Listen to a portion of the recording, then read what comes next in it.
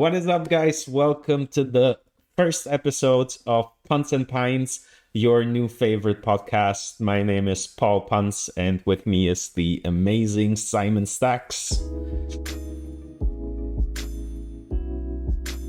Welcome, Simon. What's up, guys? What's going on? How are we? So, you guys, of course, know about me, but Simon is a fellow streamer and also cash game player who is streaming on Twitch, posting on YouTube and Instagram and all your other favorite social networks, I assume. So, Cash Game Crusher. Cash Game Crusher. Say that. That's excellent. That's excellent. So Simon and I, we were talking about this for quite some time. So we are really excited to start doing this. You guys know there's a ton of poker content out there, and we thought we want to mix it up, do something different. And that's why you're going to see Punts and Pints, the video podcast. It's probably going to be out on an audio podcast as well. We'll see how it goes, see how you guys like it, see how we guys like it. And yeah, figure out how to do it. Exactly. It's gonna be rough in the beginning, but we're super excited to get this started. And yeah, we just want to have like a poker / lifestyle podcast, not so much strategy focused. You know, there is a ton of strategy content out there, so we want to mix it up, have a giggle, have a laugh. And yeah, anything to add, Simon? Could not have said it better myself. And I think that's probably like the perfect segue into us cracking some of those pints. So shall we reveal what our pints are going to be for this session? Let's do it. Be my guest. Start out. All right. So I don't know if this camera's hopefully going to pick this up. So what we've got here for episode number 1 is the Mountain Culture Status Quo Pale Ale. I don't know about what it's like in Germany, but we've got a lot of craft beers over here. It's like a really big scene. Yeah.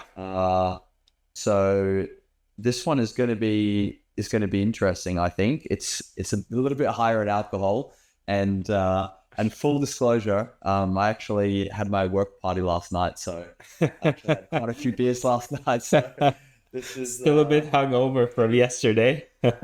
it's dangerous territory right now, but no, I'm very excited to talk into this, and especially to chat some poker with you. So, can we get some ASMR? I don't know if you're going to hear it on the microphone.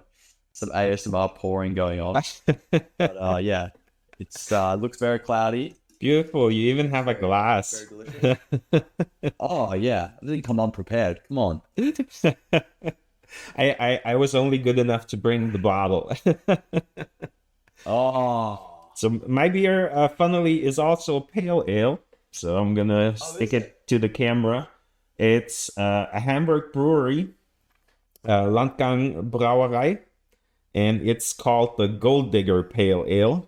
So perfect for us poker players who are always trying to strike gold. So also a bit higher in alcohol. Sorry. You've nailed the thing perfectly. Yeah. I think you can hear that in the mic. So cheers, guys. Who knows? Maybe this is actually just going to be a beer opening ASMR podcast. I didn't even realize. As long as we don't start licking ears, I'm fine with whatever. Okay. We'll keep the ear licking for another time. Yeah. So I had this funny idea that I thought what we could do is we could actually review our beers, but based on a poker starting hand. All right. I want you to like take a sip of your beer, get it on the palate, swirl it around, and then tell me what starting hand does this beer remind you of? You go first. You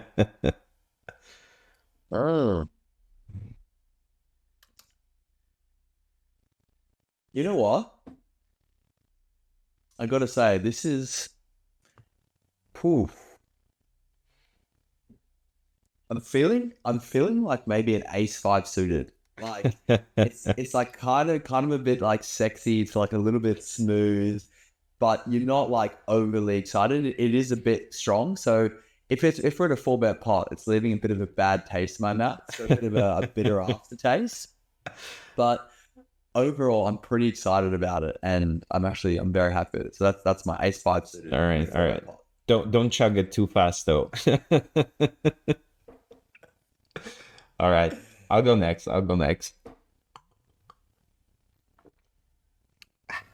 So I do have the bitter aftertaste too. I think that's just the pale ale style, right? Feels like I want to go two routes. It's either like something like ace queen suited, but in early position where you're facing a 3-bet and you're like, I kind of like this hand, but this might get me into some trouble here.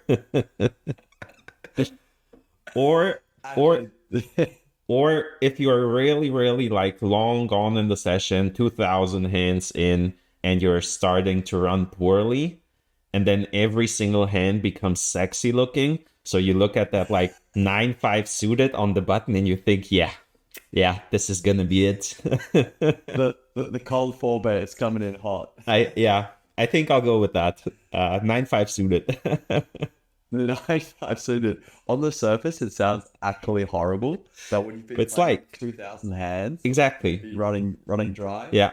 If you have like 2 or 3 of those beers, you might actually make it your favorite beer.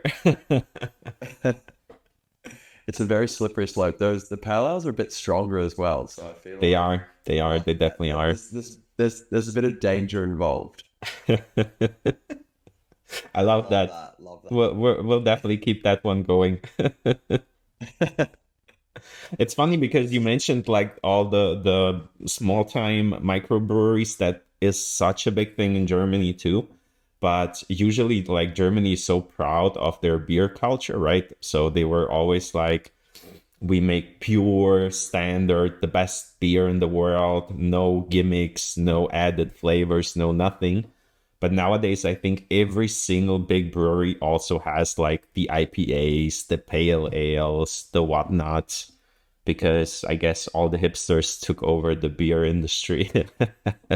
Seriously, there's honestly like new types of beers like coming out every day, and I think they just make them up. Like even this one said status quo pale ale. I'm like, is that a marketing thing they're talking about, or is that actually a type of pale ale? I honestly don't even know anymore. Yeah, as long as it tastes good.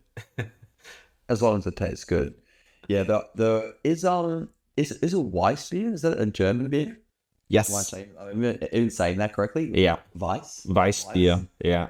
So there's a difference, like depending on where you are in Germany. In southern Germany, you call it Weissbier, and in Bavaria, mostly, and then everywhere else it's Weizenbier, so wheat beer. That's the same thing.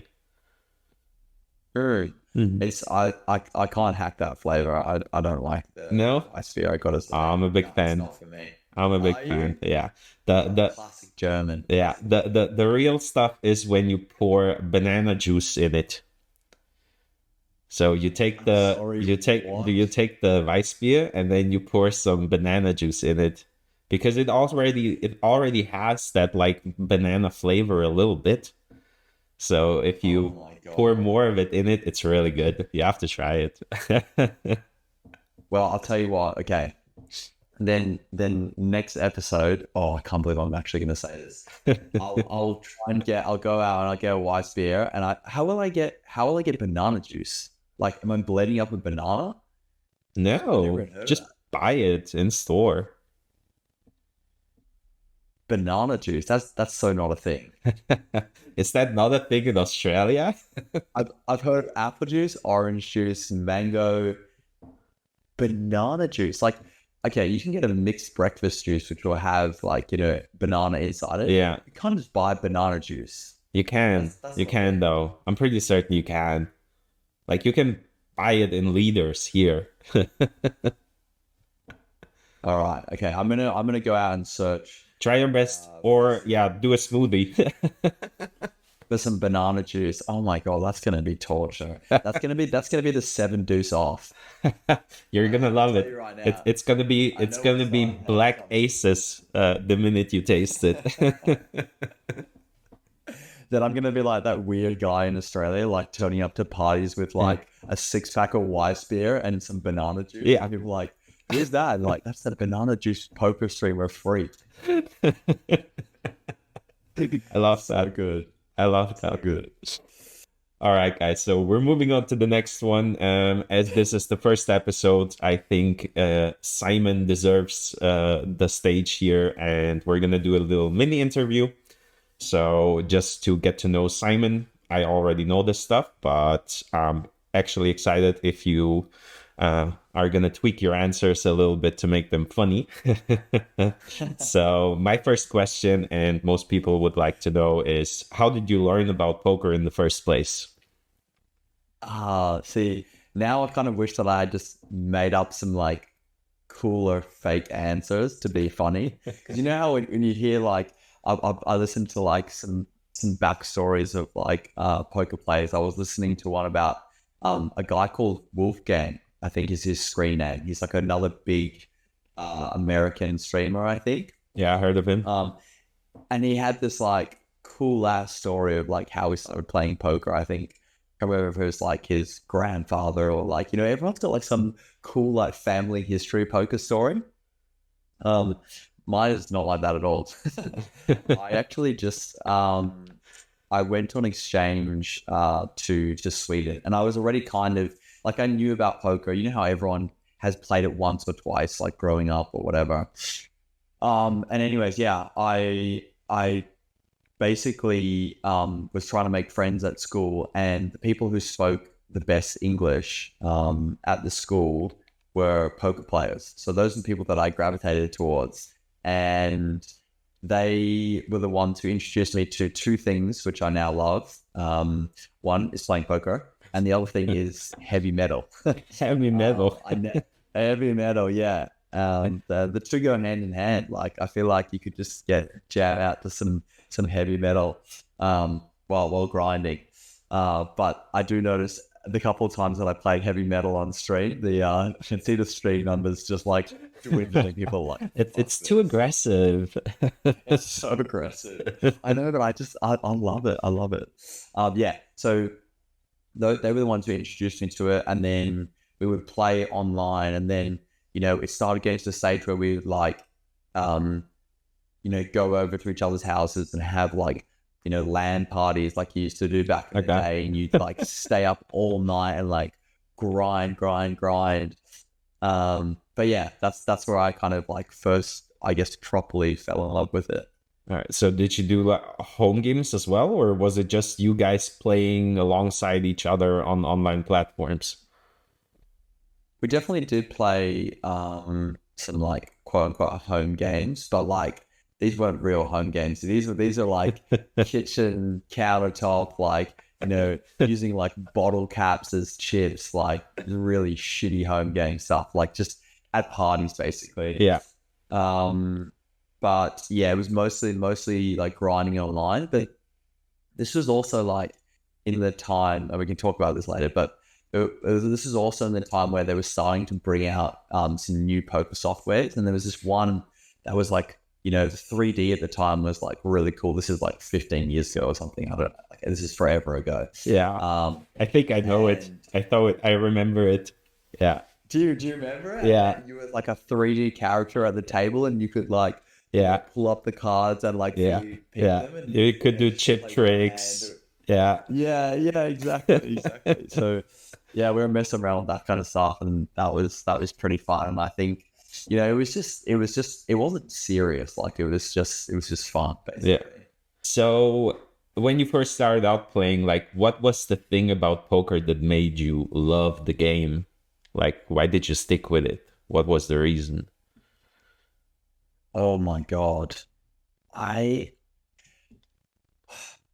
Poker is just one of those games that has always fascinated me.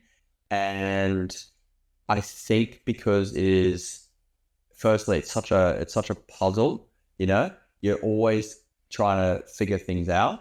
And And the thing that I like, I think the most about it is that no two hands are the same. Like not only have I watched, you know, a ridiculous amount of poker, I've played millions of hands, like especially since, you know, fast fold poker came in. I've played millions and millions and millions and millions and millions of hands, and yet no two situations are ever going to be the same, because even though you can have the same whole cards, you're never going to be versing the same opponent, and they're never going to play the exact same line that they did before. So every single time it's just like something new. Like I feel like every single week I'm like, oh my God, I played this crazy sick hand.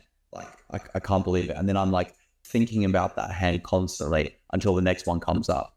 And I think that is what keeps it interesting. Yeah. Yeah, I completely agree. It's like a total mind game most of the time too, because it's just, yeah, as you said, like no situation is ever 100% repeatable. Yeah, exactly. Yeah. And I mean, if I'm being honest, like, look, there's a little bit of a DJ element to it as well. I think we all like a bit of a punt. Well, certainly on this podcast. Definitely. But I just love the fact that you can win with the worst hand, and I love the fact that even when you get it in and you're behind, you can sometimes still just beak it, and that is like such a good feeling. And obviously, you know, the other side of the coin is the bad beats, but weirdly, like the bad beats are like kind of part of the beauty of poker as well. Like that's what makes it just entertaining and fun, and yeah, in a weird kind of sicko way. I kind of Yeah. You love the pain. You love the pain. Yeah. Yeah, it's funny because like I have never been attracted to all the other casino games. So whenever I was in Vegas or something, I never like was interested in playing the table games like roulette or blackjack or whatever. But I would always, exactly, I would always play poker if I could. So I tell you what as well, like here, there's like pokey machines. They're called pokies, which is essentially like slot machines. And they are the most like addictive things of all time. They're in like all the pubs. They bring in all of the money for the pubs. People just sit on there like slapping all day. Like that's proper like DJ stuff. But the thing about that is like, I don't reckon I've put in more than $100 in my entire life to those. It's like randomly, like one night, you know, put $5-10 in, whatever. Like, but I haven't even done it in years, and yet, like, I would have punted off so much playing poker. It's just a completely different, mindset, completely different game. And I'm the same as you. I think blackjack is the one I've probably played a little bit more of, but you know, obviously compared to the scale of poker, it doesn't even touch sides. And I know that every time I'm sitting, every time I go to the casino, yeah, and I'm not playing poker, I'm like, this is proper gambling. Like this, I'm coming here prepared to lose this money. And if you lose, you know, whatever, I don't care. Whereas if I lose in poker, I'm like, I feel that. Yeah, because in poker, like you expect to play well and then win. Because there is that edge that you have that, of course, you don't have in playing against the house at blackjack tables or roulette tables. Yeah, exactly. The house always wins. The house always wins. Yeah, it's always funny. Like I had this one guy talk to me the other day on Discord where he was like, he has this roulette strategy that no one knows about. And he was really trying to argue that he can beat roulette games. And end of the story is he just wanted some money from me to play. So I was like, dude, As in, like he was like, wait, was he a scammer or was he just a DJ who was just like, yeah, I think he was, you just yeah, I think he was just like a gambler, and he wanted me to stake him in a sense. So I stayed was, in roulette? yeah, because he has the strategy, you know. Did he tell you the strategy, or is that like No, a no, it was like proprietary? secret. It was It's above the secret. book. I was like, Yes. is it the martingale strategy where you just double whenever you lose and switch sides from black to red? He's like, no, no, it's way more advanced than that. So, moral of the story is, don't lend your money out to strangers, right? Yep. And don't expect to win at roulette tables. You lent him the money, didn't you? No. After playing millions and millions of hands of poker, like, what's the best and what's the worst thing about the game in your opinion? Okay. So I think the best thing, like the thing that I love the most, is making a hero call. We love that. Honestly, like to the Enrique Iglesias, because in my opinion, like hero calling means that you've really managed to like kind of outthink your opponent, and you're doing something which goes against what you're kind of taught in like the elementary sense of poker of like, hey, you don't have a strong hand, so Yeah. like you shouldn't like play a big pot, or you shouldn't, call with like weak hands. And so it goes really heavily against like your first instincts. But I love the fact that you can like, you're like, hold on a second, like what hands does he want to like overbet like this with? It just doesn't make sense. Like their line doesn't make sense. And you're like, when you think about it, and you get to this conclusion that like, they might have enough bluffs in their range that it makes sense to call, and you're right. It's such a rewarding, validating feeling, and that's like the best. So yeah, I love a good hero call, but it's also a great way to just punt off heaps of stacks. The worst thing in poker is I don't know if you have this, by the way, but I certainly have this, is like these spiraling sessions of doom, where like, honestly, it's like you black out. This is the honest, and like, I know we probably should be talking about blackouts on a podcast with beers. Why not? But it is it does happen when you are in a session, and sometimes 2 or 3 things go wrong.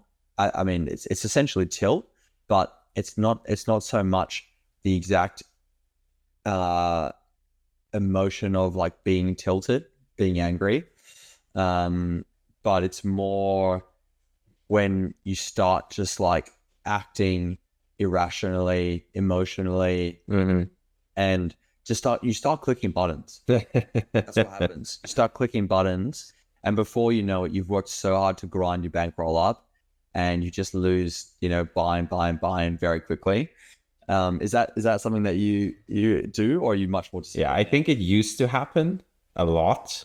Like, I think now that I'm also streaming most of the sessions I play, I feel like I have to be responsible for every decision because I explain it every time I do something. So it doesn't happen that often that I just click a button without really thinking about what I'm doing. So I think like streaming actually is some form of great tilt control, in my opinion.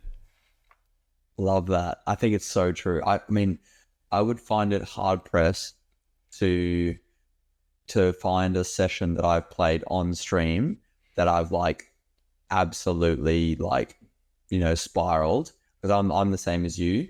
But when it happens is when I'm playing off stream, and I just get into a hole, I'm distracted, and I'm playing 4 tables, and I'm just like just like lost like 3 flips in a row, and I'm just like, fuck this. Like, yeah, this is a good spot to jam, and I just start like, clicking buttons, and then you end the session, and all of a sudden you're like, oh my god, Yeah. I feel sick. Like, I don't want to look at this graph. How did I lose 10 buy-ins in 1 hour?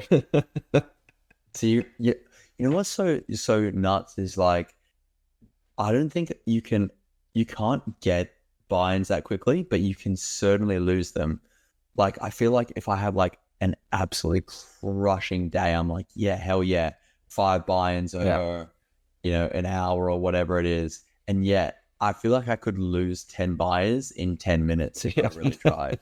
Sure you can. Sure you can. Sure you can. Maybe that should be a challenge for the upcoming episodes. Oh my god, please don't even. Maybe like on NL2 though. Please, like, I can't take the emotional hit. It's not even about the money. That's the thing. Well, I mean, depends on your stakes and your bankroll and whatever. But like, it's not even about like, I don't care about losing whatever it is at 5-10 an hour. It's more the frustration of like, now I have to grind that back up. Yeah, it's so much like time. time. I gotta play focused. Yeah, it's so much time. Yeah. Every time I think like, oh no, I lost 5 buy-ins in the session. Now with a win rate of 6 BB per 100 plus rake back, whatever, this will take me like 20 hours to regrind.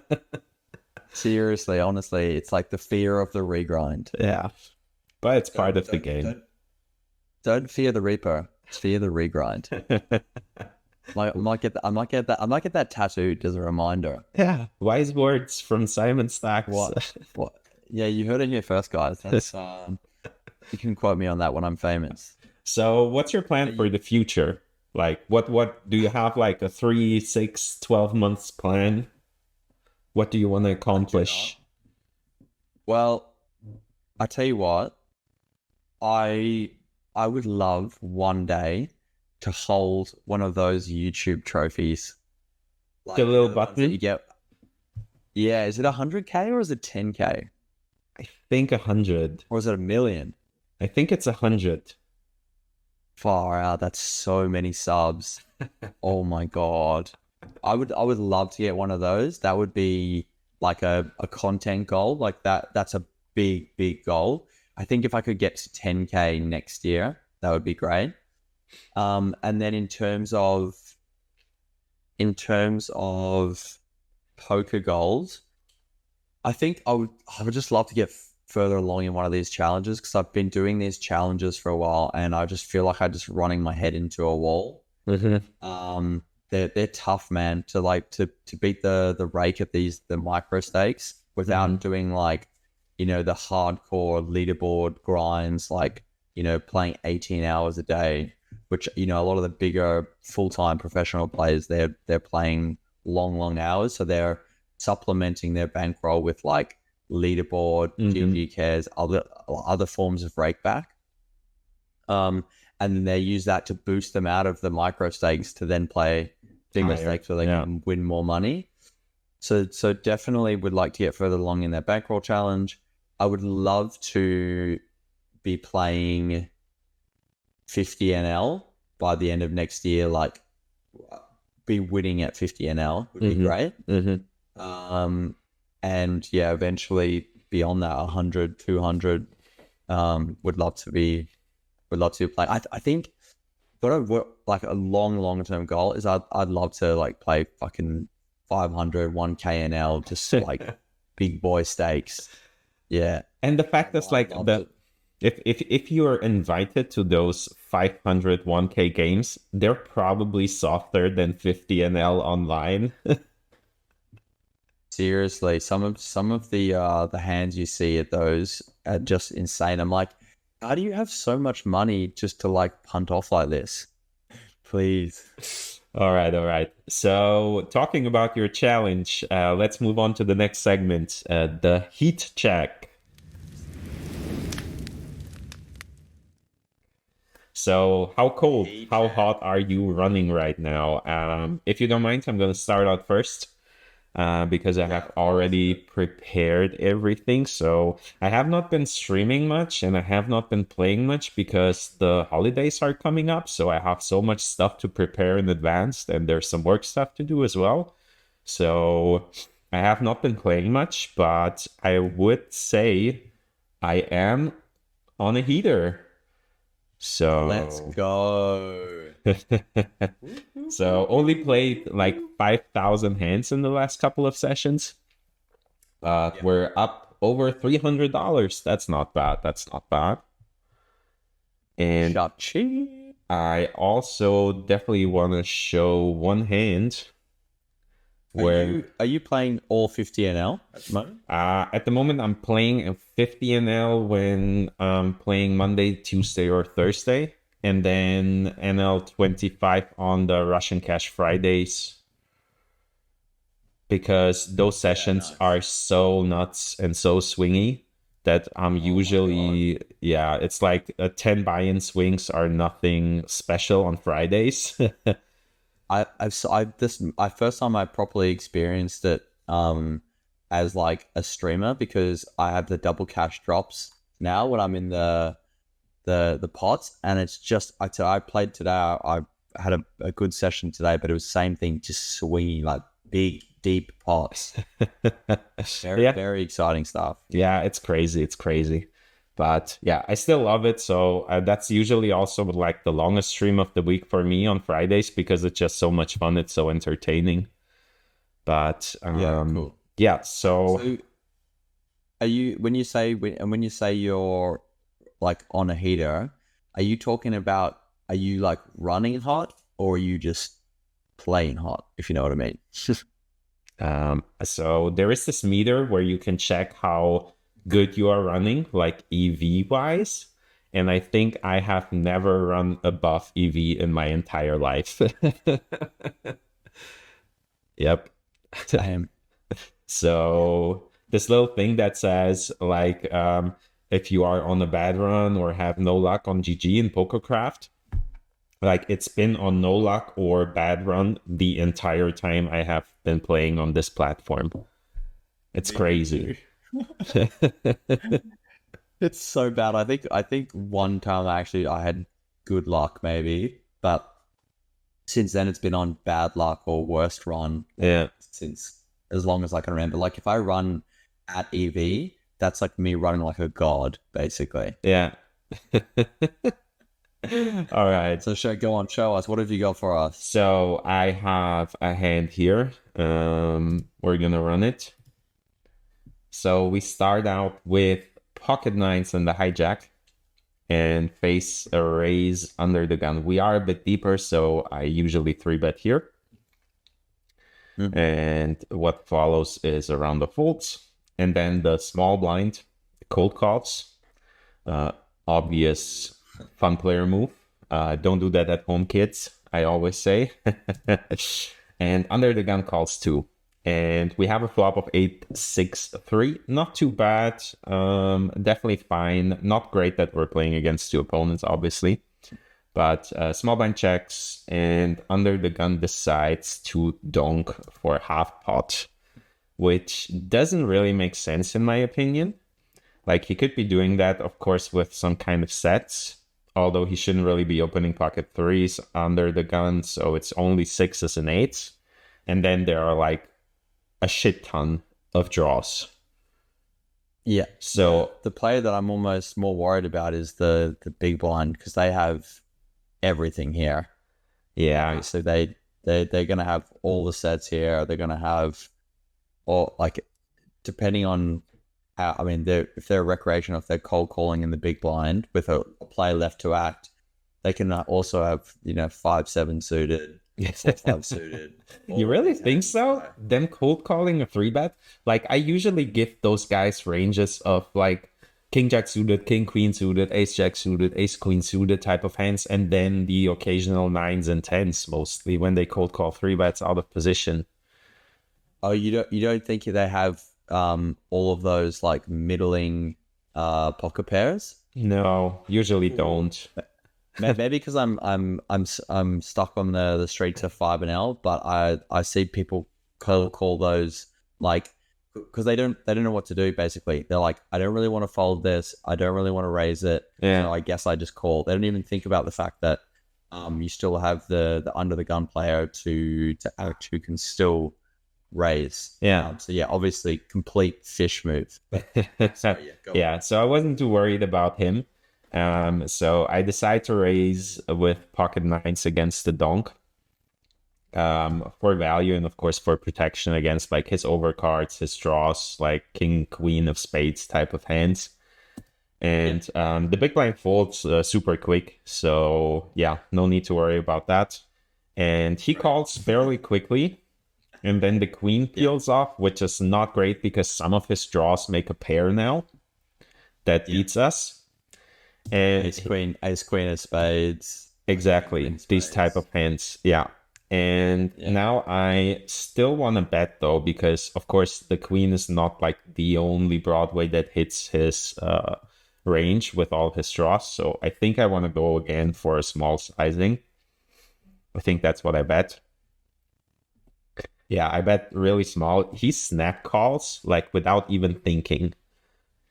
And now like snap calls are like just draws, right? Like yeah, so often it's like I just want to see the river card as quickly as possible. Exactly. I've got 7-9 suited or just spades, just so many spades.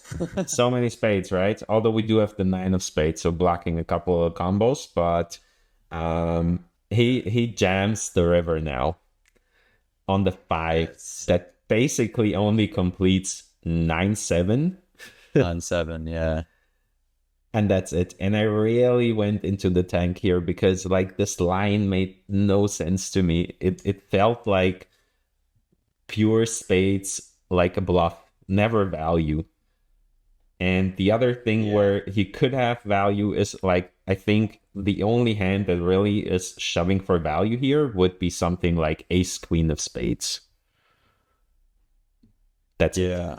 It's just weird because you wouldn't even really want to do it with ace queen because you then also block your calling range. Like, what's he expecting you to call with then? Like tens and jacks, I guess. Like, I don't know. It's just a bit weird. Like, it doesn't really make sense to me. Also, like the 5, even though it does complete 7-9, I don't think you're like panicked about like it looks kind of bricky. Like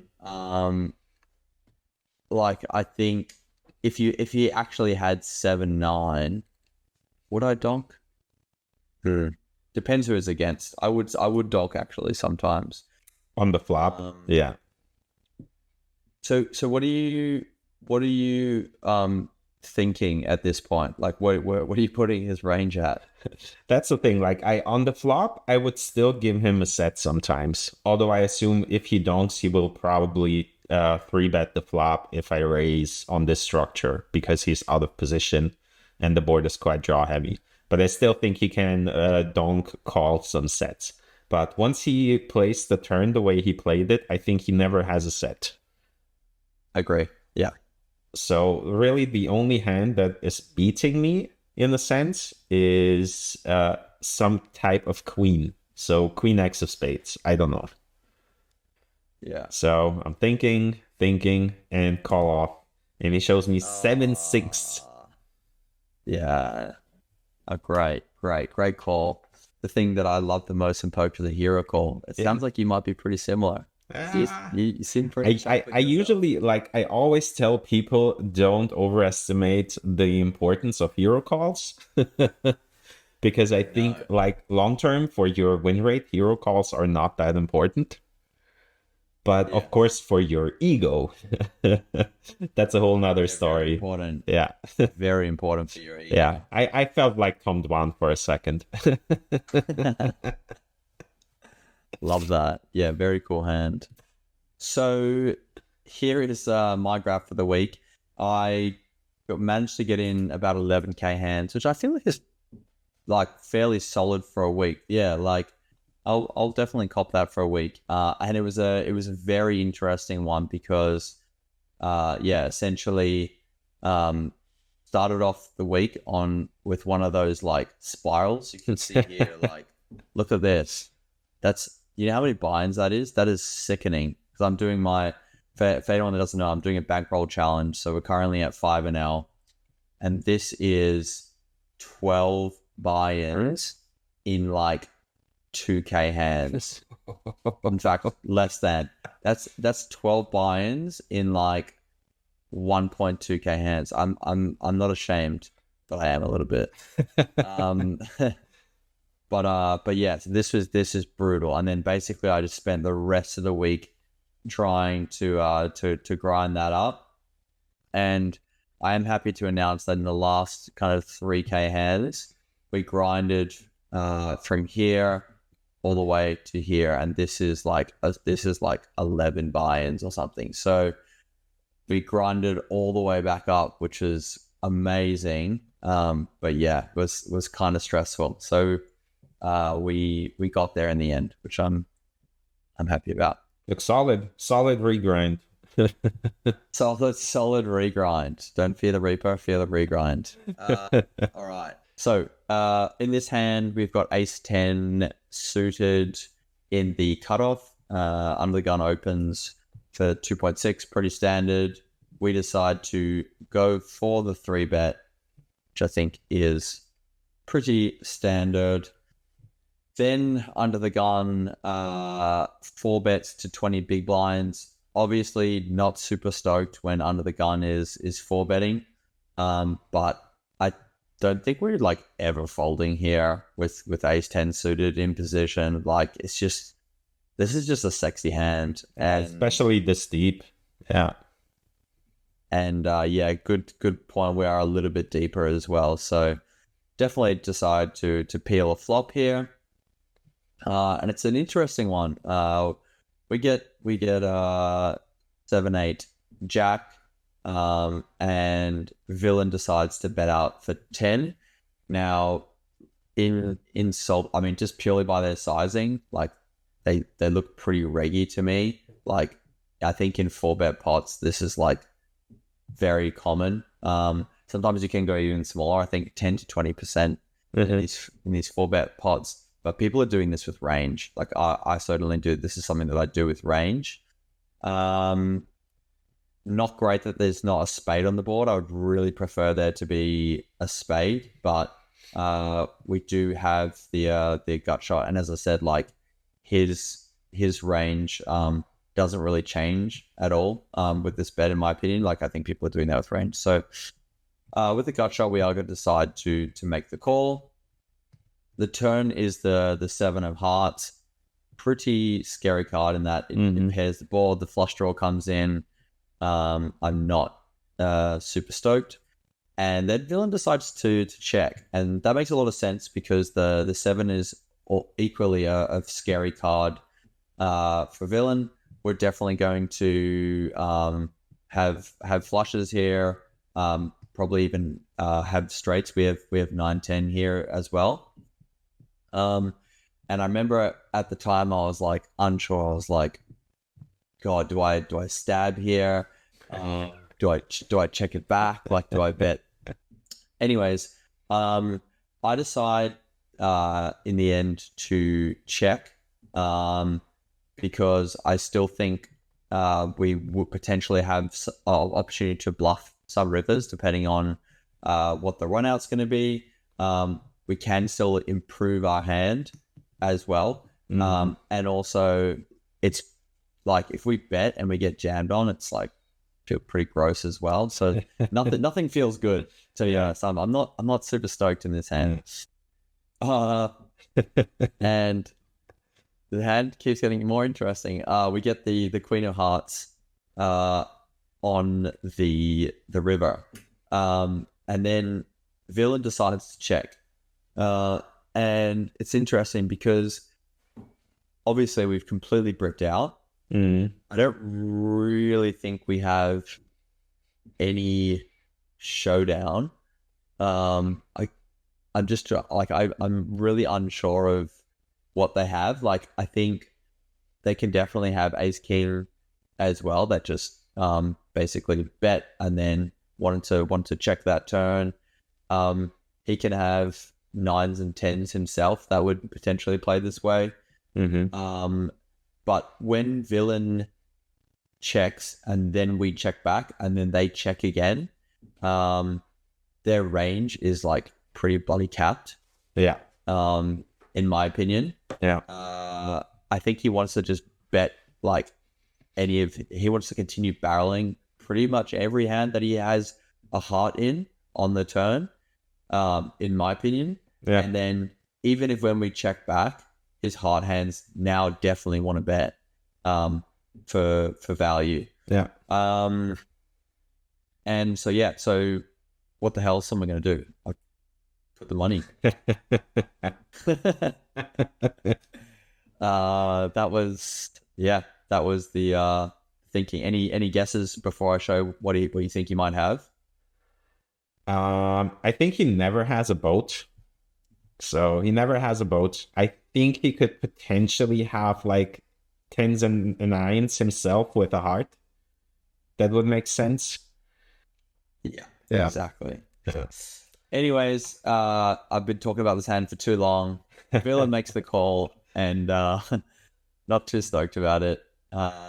Kings. And he does show kings with the heart, which, like, I was absolutely gobsmacked that he doesn't barrel the turn with this, and then doesn't bet the river as well. But I kind of like his play as well, but I don't know if it's just because, like, I think in this pool, so many players are just going to check back my hand here. Yeah. Or not going to, like, he's not going to get value. So in that sense, in this pool, I don't really like it. Yeah. Yeah. I think it's bad. Yeah. I don't like it at all. Like, if you're playing against a super maniac, maybe, but I think he was just scared and he was just looking at his cards. So I don't think there was much thinking going on. Now here I am, like, thinking about combos, like what hearts he can possibly have. Yeah. And next thing you know, this guy is just clicking buttons. So. I think so too. I think so too. Anyways, I thought like I'll kick off by showing a losing hand. That'll be a great way to kick off. Nice. So now I come across as like someone boasting with his hero calls, and you just show where you had the guts to shove all in and got punished for it. So you're way more likable now. Yeah, I'm good cop, you're bad cop. Yeah, I was trying to get the sympathy. Nice, you got it. You got it. Throw Simon Stacks as a boss in the comments. Yeah, I still think the bluff is nice though. Like, the bluff is good. I think I wouldn't pick this sizing, but I would definitely bluff the river. Yeah.